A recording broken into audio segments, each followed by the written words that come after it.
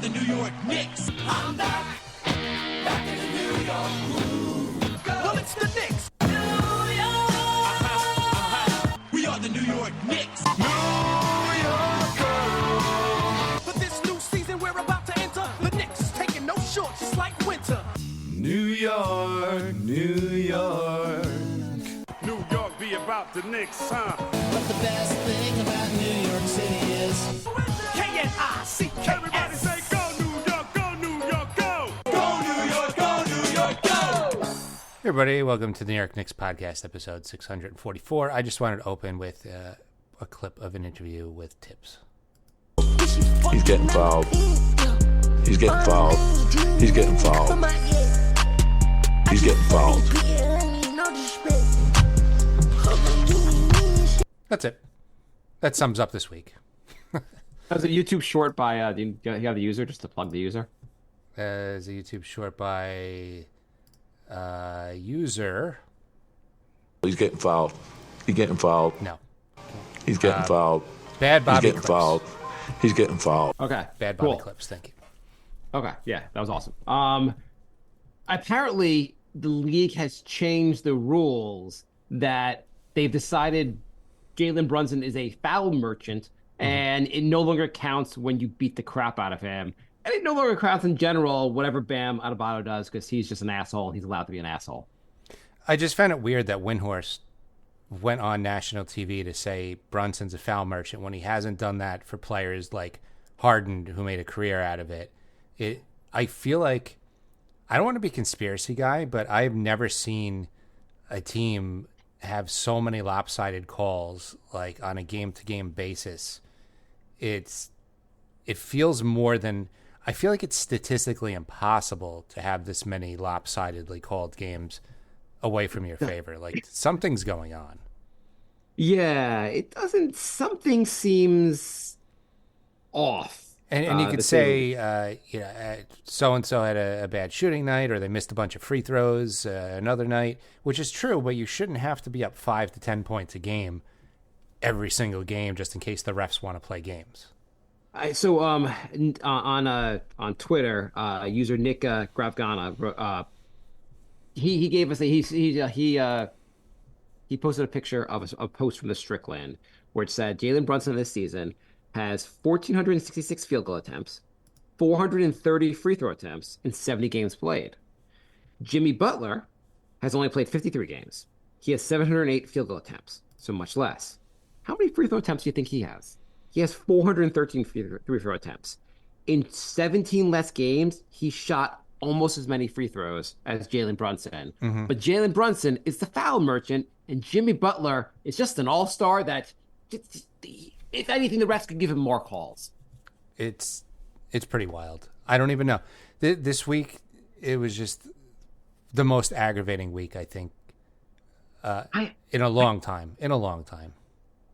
Just looking at so I'm looking at the rankings for free throw attempts in the NBA. Okay. The league leader was Joel Embiid, who's been out for a while, but averaging almost 12 free throws a game. Mm-hmm. He's not a foul merchant. No. Not a free throw merchant. Not at all. No. He's averaging one more free throw than the guy in second place. He's averaging almost 3 more free throws than the guy in third place. Actually, 3 more free throws than the guy in third place. Embiid never second flops place, either. Never. Never flops. Not Mr. I'm having an MVP season, and it had nothing to do with the refs making it illegal to guard me. Mm-hmm. Giannis, who's amazing, and obviously amazing, and he gets fouled, whatever. Mm-hmm. He's averaging 10.9. Number 3 is Luka at 8.8. Should the top 2 guys have such an insanely high, like 2 to 3 extra free throws a game seem a lot for the top 2 guys over the number 3 guy? It does. Seems like quite a bit amount. SGA, rising all-star, 8.6 free throws a game. Not a free throw merchant. Jimmy Butler's 5th. Trae Young, who I guess no one would say he's not a free throw merchant. He's number 6. Where is Jalen Brunson? Where's Jalen Brunson? What number do you think he is on this list? I don't know how you didn't get to him already, since he's a free throw merchant. He's a free throw. He is the NBA has changed their rules just because of what Jalen Brunson is doing. Mm-hmm. And somehow he is behind Jaren Jackson for 18th. 18th. 18th. Somehow though he's not a. It's really weird. It's really weird how he's a free throw merchant and other guy. So Jalen Brunson is averaging 6.1 free throws per game. He is not a free throw merchant. Joel Embiid is averaging twice as many free throws a game. Giannis is averaging almost twice as many a game. Brunson is what you need to change the rules for. It's wild. It's wild. I get like a guy like Giannis maybe gets a little more. Maybe Giannis or Embiid get maybe because they're big guys, they're hard to guard. Maybe there's a few more fouls on them. Guys like Well, they're like a also hack on them. bad at free throws, so I'm sure they get fouled Right, on purpose and I'm a few times. That's fine. I'm sure the Knicks starting point guard, who's barely 6 foot tall, I'm sure he's not getting hit on every play. It's totally fine. It's okay. Like, NBA, go after yourself. You guys, like Jay and I were talking before the show. I don't believe in many conspiracies, but I'll accept 2 conspiracies in life. I think conspiracy number 1, Epstein didn't hang himself, and conspiracy number 2, the NBA hates the Knicks. Yeah, I didn't want to be like this, but this last week is like it's really hard to justify. It's really hard to think it's any other way. Wemby took the same amount of free throws as the entire Knicks team, and he's not like like a down low bruiser where you're fouling. There was like touch fouls and like I don't know. It was pretty garbage. Yeah, there are some ridiculous ones at the end of the game against towards the end of the game against the Thunder. Brunson clearly got fouled on the way to putting the Knicks up by 1 with like a couple seconds left to go, and SGA won the game.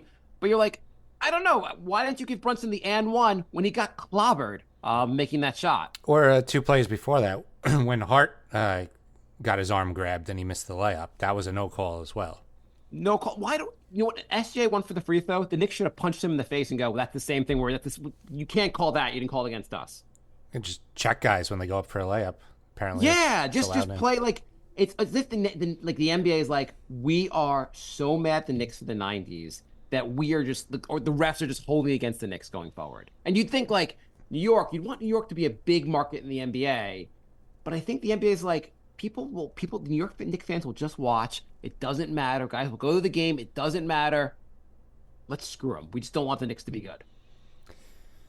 I don't even know. I was so angry after the Spurs game. I couldn't sleep for like hours. It just felt so wrong. It's been a rough last 3 games. The Heat game sucked. Brunson did not have a great game, but he also was getting beat up also. And then you hear like the media talking about how like the national media going like, well, I mean like Brunson, the Knicks look gassed. Clearly, Tibbs is running these guys to the ground. Same old Tibbs. Dude, 2 of our best 3 players are injured out potentially for the rest of the season. What do you want us to do? It's not even like just those 2. I mean, Ihart missed time. Mitch missed 50 games. Like, there's been a lot of guys out of this lineup. Everyone's banged up. The Knicks are trying to like get a top, like trying to avoid the play-in, trying to get like ideally a 4 or 3 seed. They're undermanned. They're winning a ton of games. Their defense has been awesome throughout March. It's insane. Speaking of guys banged up, Hart is now questionable for next game. Yes, with a sprained wrist. Hart and Mitch. Getting better all the time with the Knicks. It is. Last week, I don't know why I said I'm not worried about being the play-in. It looks like the Knicks are it's just a matter of them being a top 6 seed. Like worst case, they'll be the 6th seed.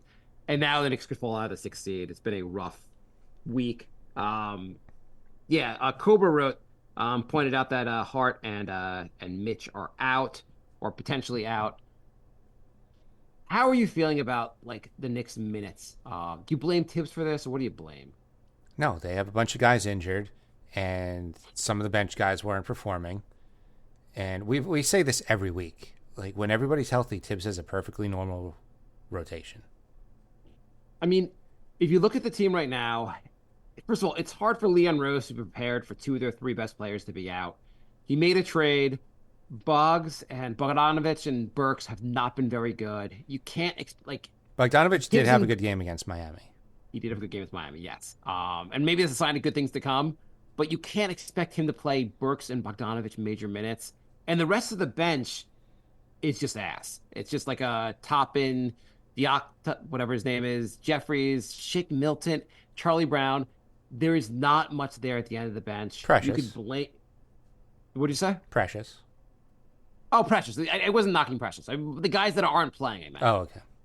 Like the guys, like. Oh yeah, if you're saying guys are playing too many minutes, yeah, the other guys that aren't playing should not be playing. Right. The Knicks 11 through 15 should never be on. If you're removing OG and Randall from the equation, the Knicks 11 through 15 they're not guys you'd ever put on the court if you're trying to win a game. Right. I mean, nothing. They're all young players, and maybe they can develop, but they're nowhere near the stage. They are just G Leaguers that are on the roster. So Ihart and Mitch combined for, I think, 28 minutes against Miami. And do you think that's because Bogdanovich was playing good and they were going small ball? Or Tibbs is like, I don't want Bam injuring our centers again. Let's just have them nowhere near Bam.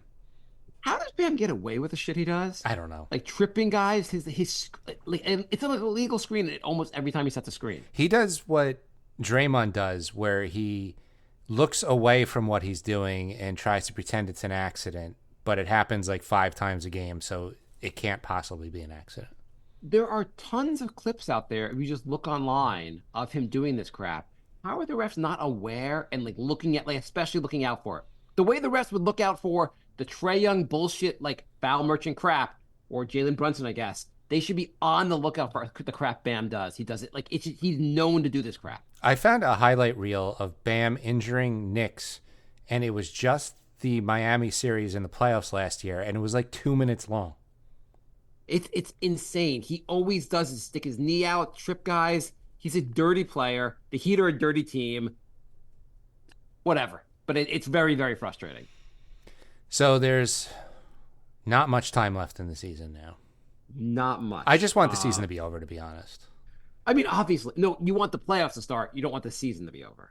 Correct. I want the regular season to be over. I don't want it anymore.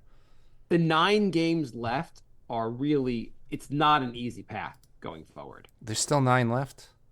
Sorry, not 9. 7? Wait, it is 7.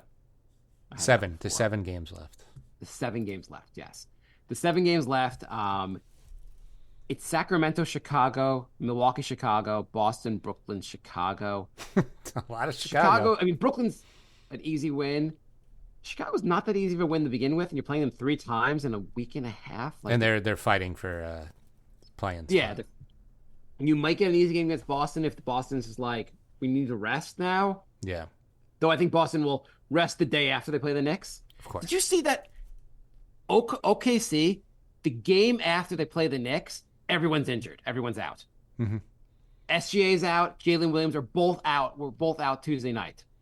Teams always just play their full roster for the Knicks. Doesn't matter how long a guy's out.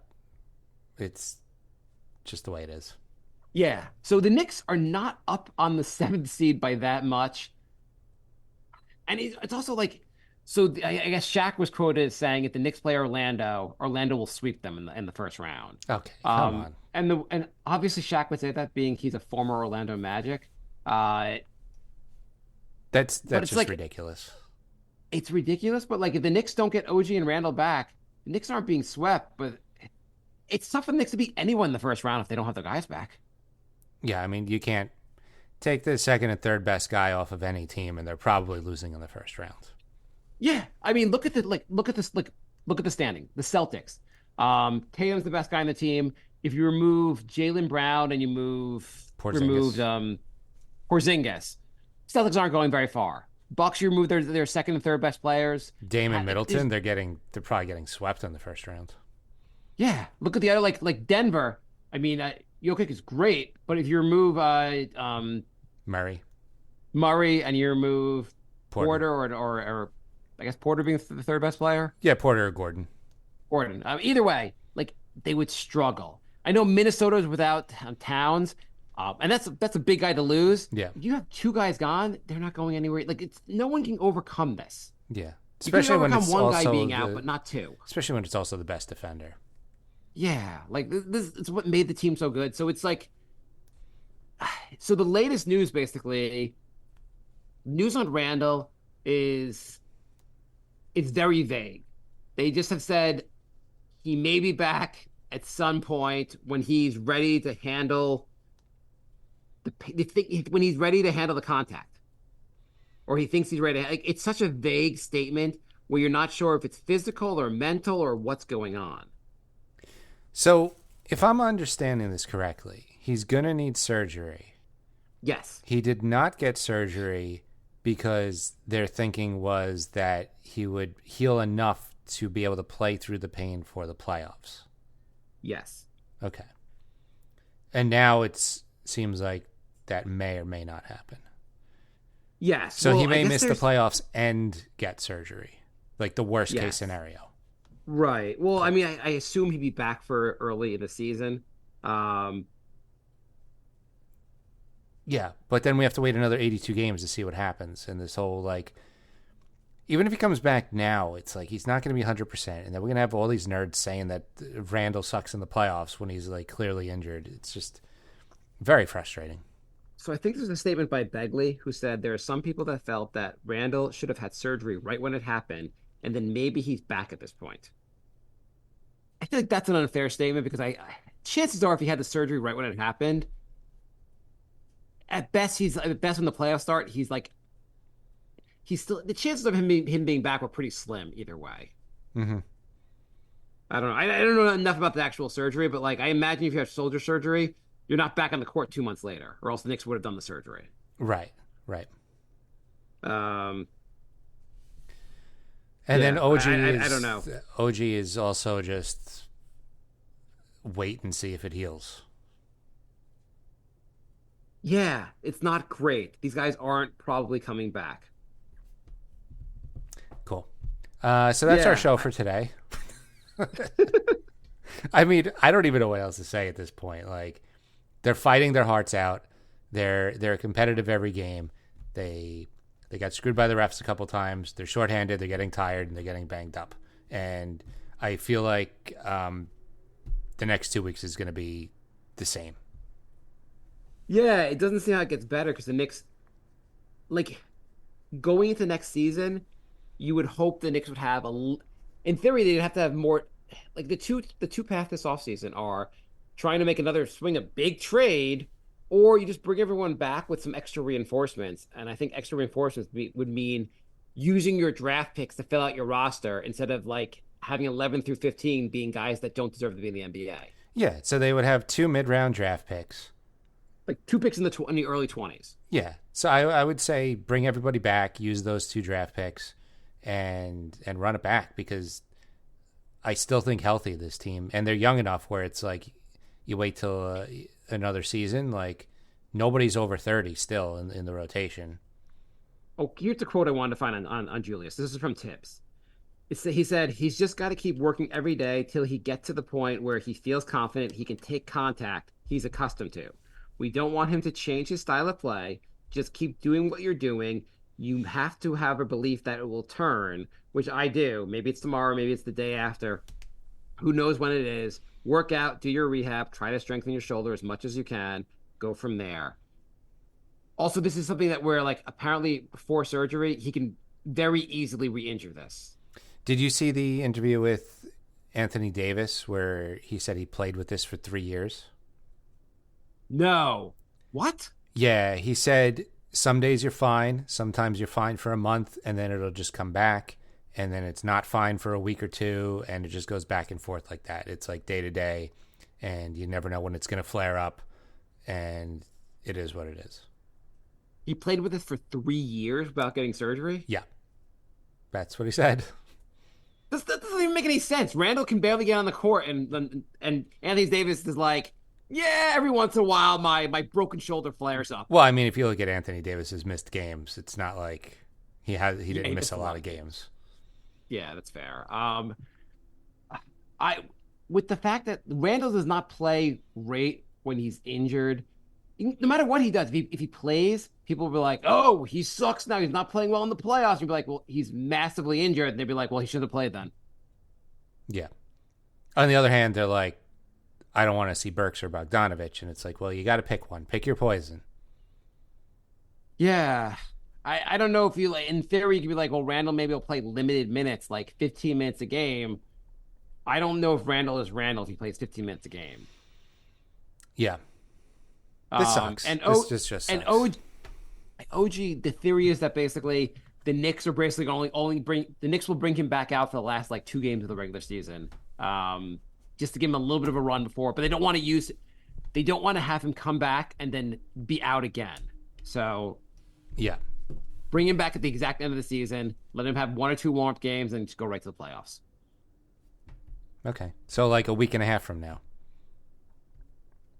Neither one will be back. Oh my God. Neither one's gonna be back. Neither one's gonna be back, and someone new will be out for like Josh Hart will be out also. And then the Knicks will lose in the first round. It'll be a 6-game series, and people will be like, Tibbs sucks. Fire him. We gotta rebuild. Or the narrative like, Brunson needs more help. It's like, yeah. They're in suits on the bench. There's your help. We talked about this last show a little bit, but the projection was basically OG would be seeking a $40 million a year contract. OG comes to you and he's like, hey, I want $40 million a year. Knicks are like, yeah, as long as you can pass the medical exam. He's like, nope, I'm injured, can't pass it. Okay, here's your contract. I wouldn't feel comfortable with more than 30. I mean, what's the difference? 10 million. Yeah, but it's not your money, so. I mean, really, what's the difference if you're gonna go over the cap anyway? It's like, because that's just 10 million closer to getting to that.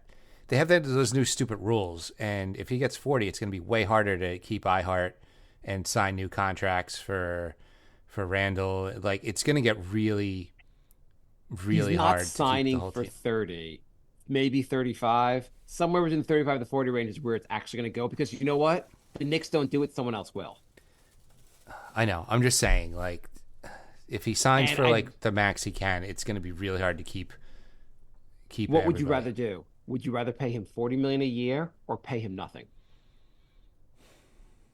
I mean, I guess you got to roll the dice because the Knicks are elite with him on the court. Yeah, you got to pay when you have a guy that's going to be really help elevate you. You got to pay him. What are they, like 15-2 when he plays? Like, it's insane. Right. I mean, he's only had a plus minus. He's been crazy good. Clearly, the Knicks aren't quite that level. I mean, they'd fall back to reality if he kept playing every game. But you have to, like, I feel like this team just needs an off-season to reset. Get everyone healthy.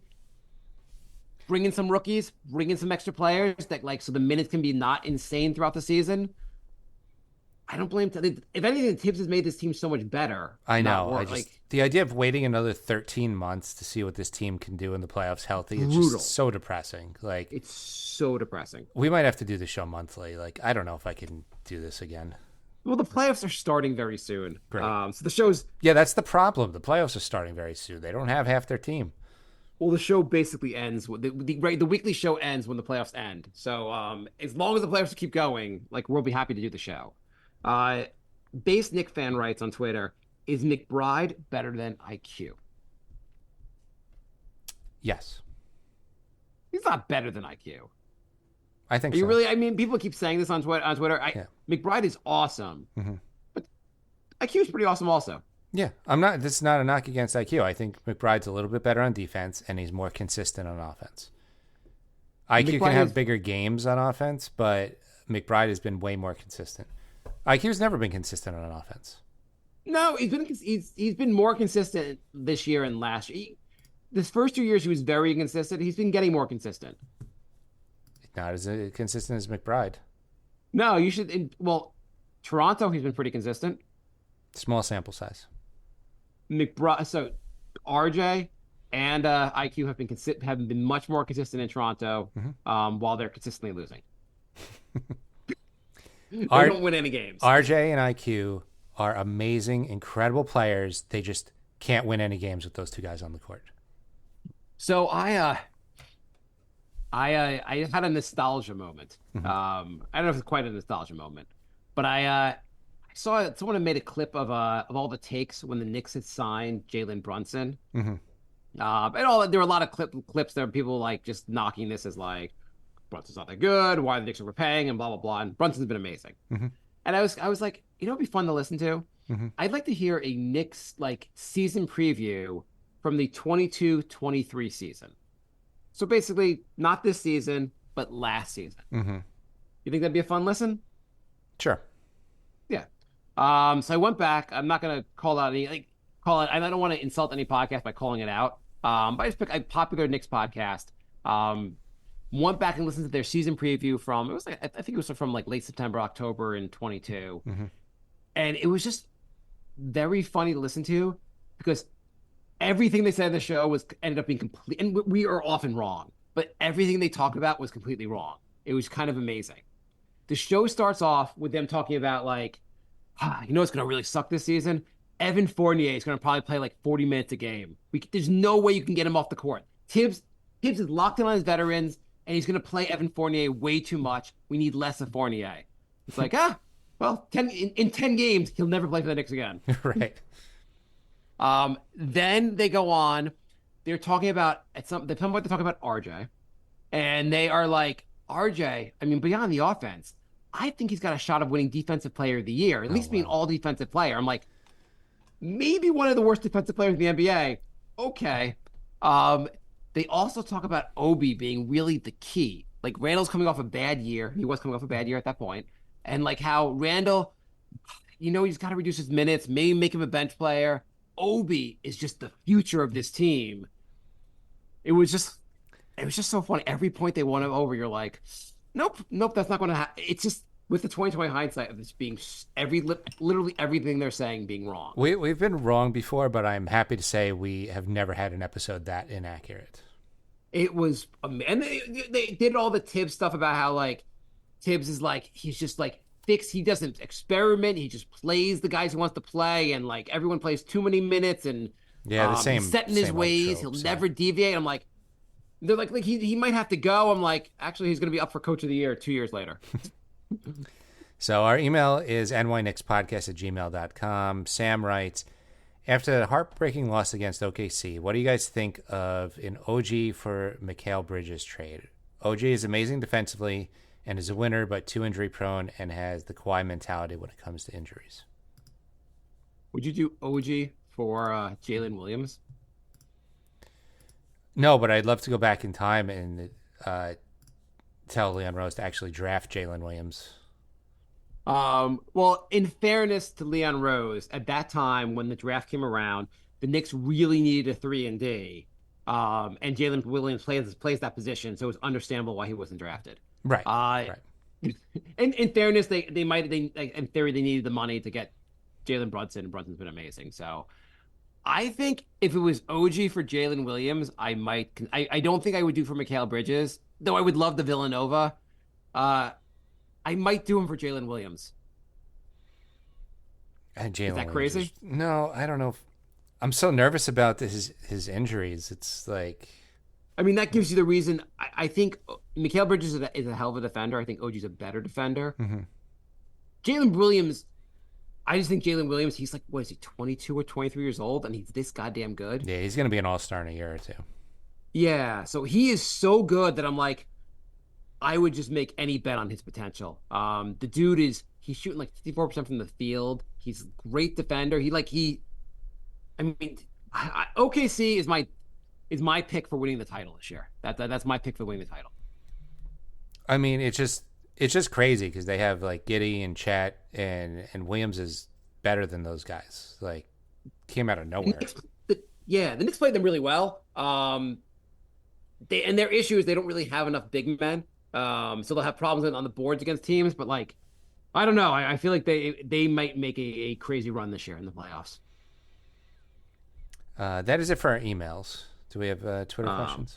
Yeah. We have. I didn't get them all yet. Let me find that. We're NY Knicks Podcast on Twitter, Facebook, Instagram, Patreon, and Lazy Boy. By the way, so Lazy Boy writes, thoughts on becoming the 6th seed in order to go against Cleveland, Milwaukee, then Boston, assuming we can't become the 3rd seed.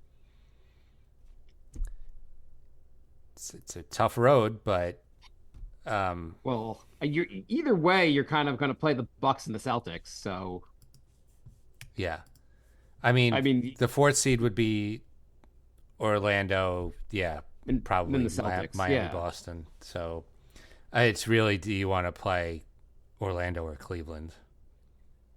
I wouldn't mind guess going into sixth because I feel like the Knicks are in Cleveland's head a little bit. Yeah. So And that in wouldn't be theory, bad. iHeart and Mitch should be mostly healthy for the first round. And they were a gigantic problem for Cleveland that Cleveland has not fixed. Yeah. And it looks like they're not breaking into the top three. So even if they finish fourth, that's like one home series against Orlando versus You're up, like but a road series. But it's Cleveland. Yeah. you're up a game and a half on the Pacers, 2 games on the Heat. And you're tied. You're tied with the Magic for the fourth seed, but the Magic have the tiebreaker. Yeah. So I mean, I think it's reasonable to expect the Knicks to finish in sixth. I don't know if also as far as first round matchups, if you were talking about Cleveland or Orlando, I don't know if one's such a better matchup. I guess if anything, I wouldn't mind the rematch with Cleveland. Yeah, I think they're about equal teams. I really feel like the Knicks are in Cleveland's head. Also, Cobra writes, my thoughts. The Knicks should consider the possibility of Randall and OG not being available, even if they are eventually later on, and focus on making it work with the current roster. Mitchell is here, but he's not the Mitchell we know.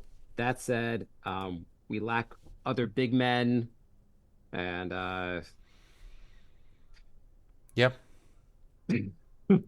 I mean, like it's nothing you can do. Like that, Josh Hart said it after the game. If those guys come back, that's a huge benefit. But like, we're gonna assume they're not coming back at this point. Yeah. He added so he added Mitchell is here, but he's not the Mitchell we know. That said, we lack big men other than iHeart. Our advantage is that we have Josh Hart rebounding like an animal. But last night we had a season low 30 rebounds.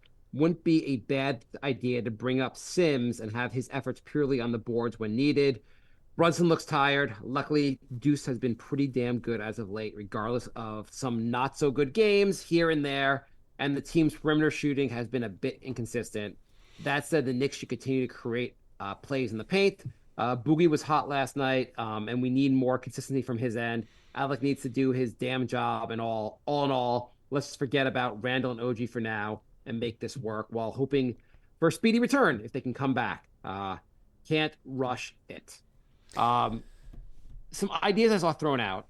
One idea someone's on Twitter threw out the idea of, and this wasn't from Cobra, but start Bogdanovich. And maybe he'll feel more comfortable in a starting role. You'll get better production out of him. Instead of Hart. I guess. Or I guess instead of Deuce. It's either, I guess, instead of Deuce or Hart, I guess. Mm-hmm. I guess start him instead of Hart and then bring Hart off the bench. I guess it doesn't really matter because Hart's going to play 45 minutes a game. Well, if Hart misses next game, we might see Bogdanovich start. The other idea was put Precious back in the starting lineup and put Deuce back on the bench. But I don't love that idea. I mean, I think the team seems the lineup. I like Deuce in the starting lineup. Deuce has been very good. Not line. I mean, the trouble is really with this team is that obviously being shorthanded, a lot has to go right. You need Jalen Brunson not being allowed to be beaten up on the other team and can't be like so tired. Dante's threes have to go in. Deuce has to play well, and some other guys have to contribute. Yeah, I think it's more lately. Only like one or two guys have been good. Like this shorthanded, you need 3 or 4 guys to really be on, and it's tough to do that nightly when you're this shorthanded. And it's a trickle down effect because when you're this shorthanded, you are playing more minutes for your guys that are healthy, and then they're more likely to get run down. So the Knicks haven't been healthy since November. Right. It's April. I mean, we were surviving well without Mitch. Yeah, Mitch but is awesome. it put a little bit of extra pressure on iHeart, and then his Achilles started bothering him. It is like a waterfall effect. Right. I mean, the positives of it, I mean, if there can be positives, is that we found out just how good iHeart is, and now a fully healthy Mitch and a fully healthy iHeart, I go with a fully healthy iHeart over Mitch. I mean, I would love to just have them both next season and Yeah. 48 minutes of hell for other opposing centers. Oh, that's my plan. My goal would just be if you can work out with the salary, just sign iHeart and keep Mitch and just keep them both. Yeah. Absolutely. It's a tough situation though. You're right. That and other positives are like we found out just how good Deuce is, which we wouldn't have found it out without the injuries, and I guess the trades also. The Knicks reduced their depth with all their trades they made, or really just like when you traded basically. I mean, in theory, you could have RJ and an IQ still here, but the team would just be worse. I don't think they reduced their depth. I guess it's more the injuries than anything else. You're right. I mean, like fully healthy, you have Mitch, McBride, Hart coming off the bench. That's like 3 starting level guys coming off the bench. And then you still have Bogdanovich and Burks, like if you need to go a little deeper. That's crazy depth. How do you think the team looks if they don't make any trades? You mean if they bring this team back next year? No. They just didn't. I'm going back. Let's say they never make the OG trade. They never make the. They never trade for Boggs. They don't make any moves throughout the whole season, and we have RJ and IQ still here. And yeah. So I think they're a good team. Like they made it to the second round last season, and I think they would be a good team again. But I feel like that's kind of where they cap out. Whereas you're taking some risks with OG's injury history, but I think their ceiling is significantly raised with this squad. So I think it was a trade you had to make because the goal is not to make the second round every year. And so I agree with the trade. It's just right now, the Knicks might even have been able to survive the OG injury if Randall didn't go down as well. Like, it's just two huge injuries back to back. And if you look at where the season would have been, you would have still had IQ facing the problem of like, are you going to pay him $25 million a year to do the same things McBride and Dante already do? Right. And so that would have been going all like it's one thing to give $40 million to OG and be like he does something different than the rest of the roster does, versus overpaying IQ to do what other guys already do on the roster. Very good point. Yes. Yeah. Yeah. By the way, that was I'm done now with the season. I made one point where Jay says a very good point, and that's the high point of the show of the season for me. I'll see you guys next season. Is that a show first? The first time you've ever said that's a good point. I've never had Jay say that to me. I appreciate the praise. Look at that. Anyway, so I'm not going to say anything else the rest of it. Go, Jay. I'm going to do the George Costanza, the Vegas thing. Okay, see you guys later. 400 episodes in, we finally did it. But yeah, you're right because now they could pay because you were paying RJ $25 million, and that we just kept saying that was an upgradable spot on the roster. And I know he's been playing much better in Toronto. I still don't think that's sustainable, and I think he's too streaky for that team to have a super high ceiling with that team as constructed. If you look at it this way. RJ getting $25 million, IQ would have probably cost $25 million. That's $50 million. If you paid OG 40 and you pay McBride $1, combined, it's less than what you would have paid RJ and IQ. Yeah. And the dollar is actually what McBride signed for. Yeah, I mean, I would still take OG and McBride over IQ and RJ. Yeah, I don't think it's not a knock on the IQ and RJ. Like, it's just I think their ceiling's higher with the other two. I don't think a lot of people know this, but McBride's money, the contract, his $13 million is actually in pesos, so it's actually worth less than $1. But whatever, it's a good deal, and McBride's happy. Yeah. So, I think they made the right move. Still, I still think they also made the right move with Bogdanovich and Burks trading Grimes. Grimes is out for the season. Bogdanovich and Burks haven't been good so far, but I do think they're better. Like, the Knicks are better off with those guys. Bogdanovich had a good game against Miami. He's showed flashes here and there. I think what we saw against Miami is the way he normally plays. You're a little more timid joining a new team and a new system.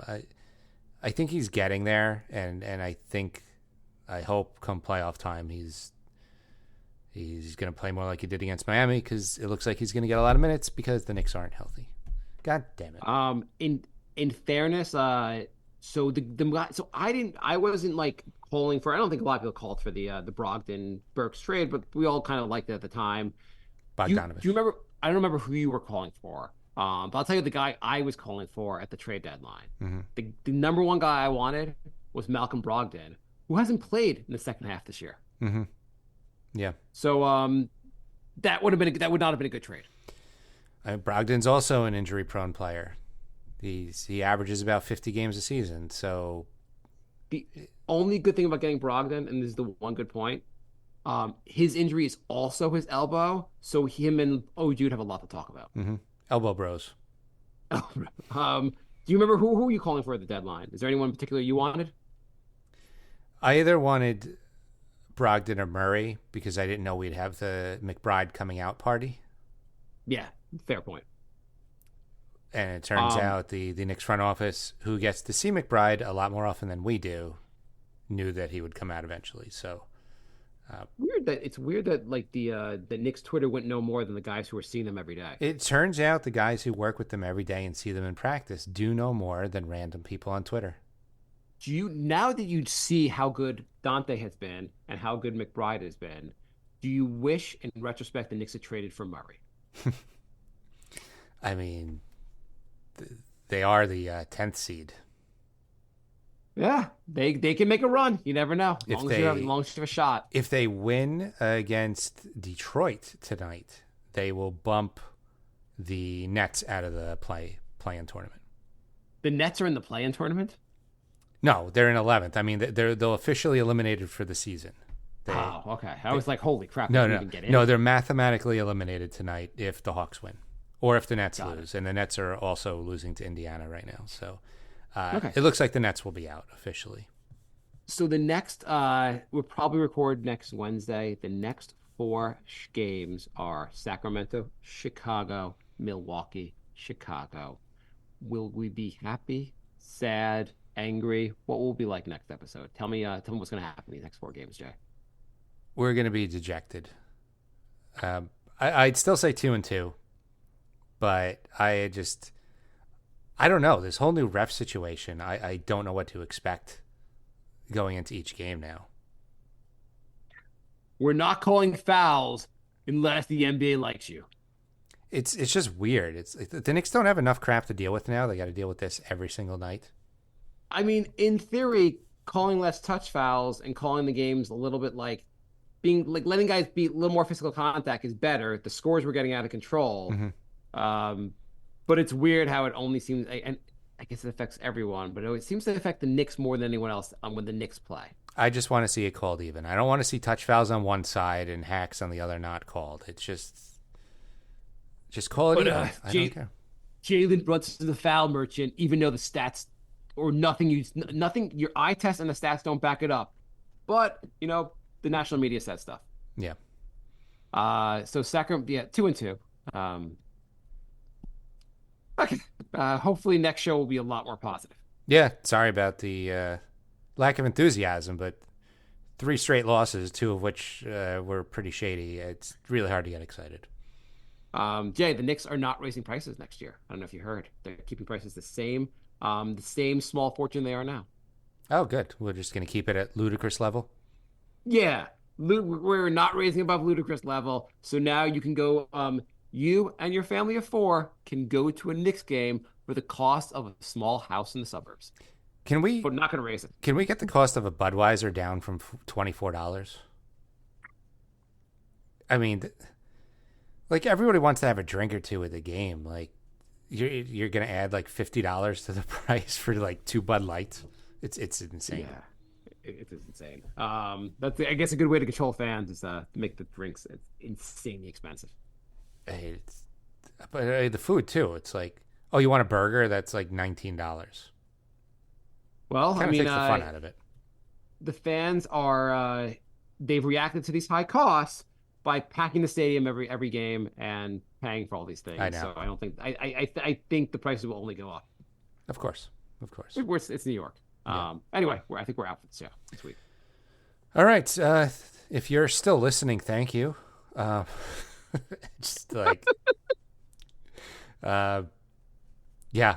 You know what? Email us, nynixpodcast@gmail.com, or message us on our socials, Instagram, Twitter, Facebook, Patreon, at nynixpodcast. We're also at nynixpodcast on YouTube and Crumpled Bacon on Twitch. Give us reasons to not be dejected. How about that? Also, if Jay, if Jay would love to play Words with Friends with you, if people are still playing that game, so just message him. He's up for playing it with you. I love, if anything, if there's one thing I like, is finding my personal accounts and giving me unsolicited messages. So do that. And check out our comedy podcast, The Brink of Sanity, brinkofsanityshow.com, or just Brink of Sanity podcast on iTunes. And also send him your favorite posts from Pinterest. Jay likes that. Or if you want to send me an email explaining what Pinterest is, you could do that. Okay, cool. All right. Well, it's been a show. We'll see you next week. Bye, bye, love. Goodbye, everybody. Goodbye. It's all over. Goodbye. It's time to go. This is the end. Say goodbye. You better go away. I'm gonna leave you. It's the end. Goodbye. Goodbye. Just leave me alone. Feels so good to say goodbye. I'm sick and tired and I'm saying goodbye. Goodbye, girl. Goodbye, goodbye, goodbye, everybody. Do you know that the I guess the media, I guess the social media app also Nextdoor? Yeah. Are you on there? I was. That it spams the crap out of you. Even if you say I don't want no notifications, it like still haunts you. I can't get rid of I'll get emails from it every once in a while and look what all your friends on Nextdoor are saying. Nextdoor should just be it should be renamed Complaints with Friends. I mean, I joined it just to see all the weird complaints people that are like, there was a car on the street that I don't recognize. Somebody should investigate, or like insane stuff like that. It's funny, but yeah, the notifications were out of control. I had to delete it. Right. You join just to see what's going on in your area, but you're like, what the fuck? It's just old people complaining about shit. That's all it really is. Yeah. The entire like. But they complain about the most insane There was a stuff. rabbit on my lawn. Yeah. Anyway, here's a picture of the rabbit. I can't believe this is going on. The town's got to look into it. It's funny. It really is. Yeah, the complaints are like off the wall. Yeah. There's hooligans. I know it. I should go on there and be like, yeah, speaking of that car parked on Main Street, the Knicks, when are they going to get their players back? This is ridiculous. The town's got to look into this. Just go next door, just bitch about the Knicks all the time. All times. You know, yeah, Louis is like, I thought my steak was undercooked. Kind of like how the Knicks lineup is undercooked without OG. These I went to Rite Aid and the prices are really high. High like the prices of beer at the Knicks games.